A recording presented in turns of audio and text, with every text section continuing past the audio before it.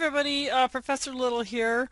Hope you guys are doing good. So we're gonna work with chapter 6 this week, which is really going to focus on our page layout using the box model concept with CSS.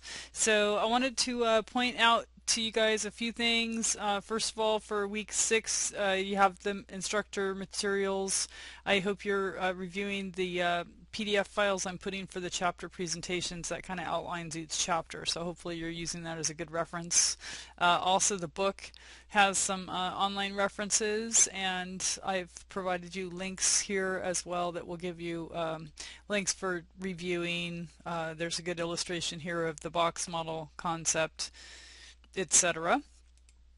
And then, of course, the Chapter 6 data files for the hands-on practice exercises. And then I've given you here an example of the box model concept. This is a pretty good tutorial that kind of outlines everything. So there's always more than one resource, and you could certainly just go through the exercises for the hands-on, and if that's all making sense to you as you're coding that, that's fine. But this is another source for explanation that really gets into explaining how the dimensions of your page work, and how there's a good math example here as well. So you might want to take a look at that. I've also provided to you the CSS 2.1 specification from the W3C. So this is the latest CSS specification, so all coding gets should be in compliance with this specification. And it is kind of complex to look at, so really don't get too hung up on all the particular details, but maybe just browse around, realize that this is a reference, and that much of what we're learning in the class is coming from the reference materials here. So for instance, if you wanted to take a look at their box model concept and dimensions and how they explain it, there's a link, and it goes into all of the detail of what each item does. And of course it does go into more detail than you probably need to really focus on, but it is good to be familiar with that W3C recommendation, because that is the driving force behind standards for the web. Now, in addition to these instruction materials, I hope you guys are continuing to look at the web developer tools section of the classroom that I am adding information to.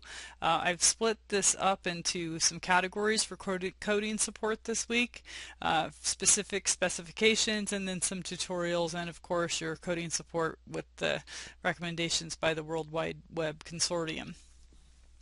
So the first thing I want to review with you guys is the importance of your doc type declaration. And at this point, I don't really have a way of monitoring whether you're using a text editor or whether you're coding everything in Notepad. Coding in Notepad really makes you a very good coder, because you have to figure out your problems on your own, versus an editor is a little bit more friendly. So if you want to start using an editor at this point, that's fine. But again, hand coding, that's the way you're really going to be a good web coder. So this recommendation for doc type declarations, you can always copy and paste these, and then we're in the book we're working with the XHTML 1.0 transitional. So in addition to this text string for the doc type declaration, of course you would also need to have your standard HTML, and then your meta tag, etc. So you guys are already putting all of that in your documents as per the instructions in the book, but I wanted to show you that I had those doc type declarations there for you, and you can start exploring what some of those others mean as well.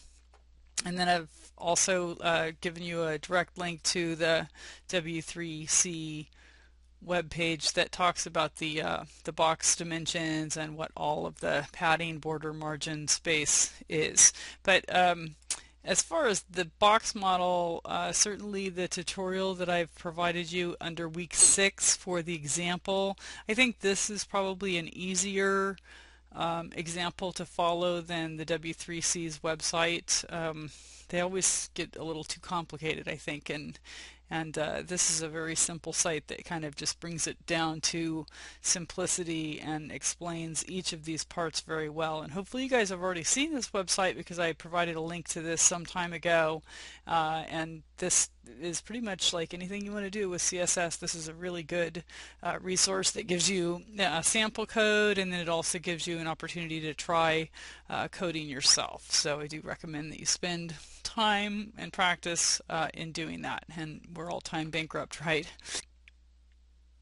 So that's a little bit of an introduction for this week and what's happening in the structure of the D2L classroom.